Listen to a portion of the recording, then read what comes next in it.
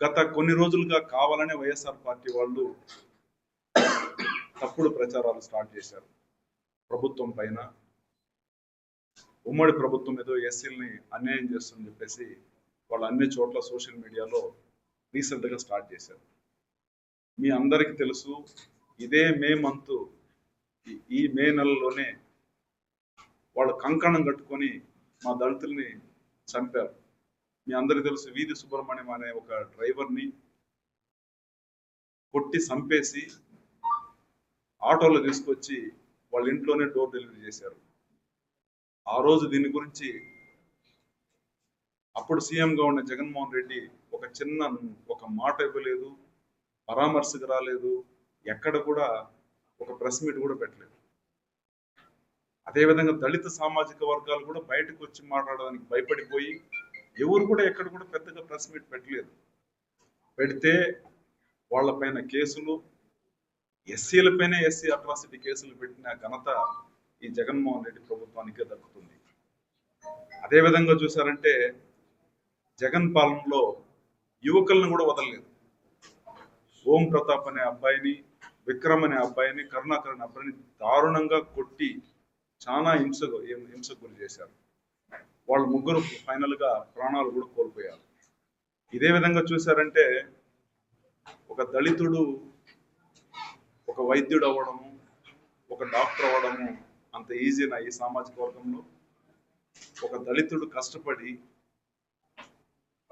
సుధాకర్ అనే అతను ఒక డాక్టర్ అయ్యి గవర్నమెంట్ హాస్పిటల్లో పనిచేస్తున్నప్పుడు, కరోనా అన్ని చోట్ల స్ప్రెడ్ అయినప్పుడు పీపీఈ కిట్ అడిగిన దానికి, మాస్క్ అడిగిన దానికి ఆయన్ని చాలా వైఎస్ఆర్ పార్టీ వాళ్ళు మా ప్రభుత్వాన్ని విమర్శిస్తావా అని చెప్పేసి ఆయన్ని కొట్టి మానసికంగా ఇబ్బంది పెట్టించి ఫైనల్ గా ఆయన ఎంత టార్చర్ పెట్టాలో అంత టార్చర్ పెట్టి పోలీసులను పెట్టించి అతని కాళ్ళు చేతులు కట్టేసి గుండు గీయించి అతన్ని ఒక సైకోలాగా చిత్రించి అతన్ని చాలా హింసలు పెట్టించి ఆయన చనిపోవడానికి గత ప్రభుత్వం, జగన్మోహన్ రెడ్డి ప్రభుత్వం కారణం. అంటే జగన్మోహన్ రెడ్డి చెప్తాడు, మా ఎస్సీలు, మా దళితులు, మా అక్క, మా అన్న, మా తమ్ముడు అంటాడు.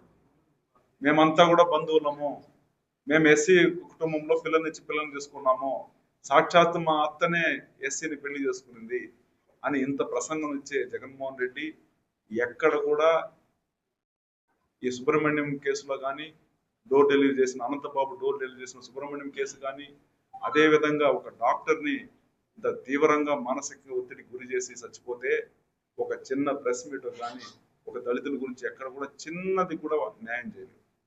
మీరా దీని గురించి మాట్లాడేది? మీరా దళితుల గురించి మాట్లాడి ఏదో మీరు దళితుని ఉద్ధరించినట్టు మీరు మాట్లాడుతున్నారు. బూతులో వచ్చి కొట్లాడాలి, దళితులు వచ్చి దగ్గరుండి మొత్తం కూడా మీకు ఓటేసి మంచి మెజార్టీ గెలిపియాలి. కానీ ప్రభుత్వం వచ్చిన తర్వాత అణగదొక్కిన ఘనత ఒక జగన్మోహన్ రెడ్డికే దక్కుతుందని చెప్పేసి నేను దీని గురించి తీవ్రంగా ఖండిస్తున్నాను. మీకు ఏ అర్హత లేదు దీని గురించి మాట్లాడడానికి, కాబట్టి నోరు అదుపులో పెట్టుకుంటే బాగుంటుందని చెప్పేసి ఎవరెవరు పిచ్చి కూతలు కూస్తున్నారో మీరన్నీ నోరు అదుపులో పెట్టుకోవాలని చెప్పి మీ అందరిని కూడా హెచ్చరిస్తున్నాం.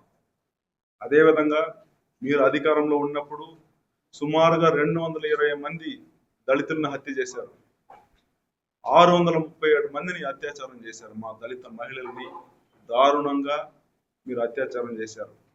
మీరు ఇప్పుడు వచ్చి ఏదో పెద్ద మమ్మల్ని ఉద్ధరించినట్టు, మా జాతిని ఉద్ధరించినట్టు వచ్చి మాట్లాడడం ఇది సమంజసం కాదు.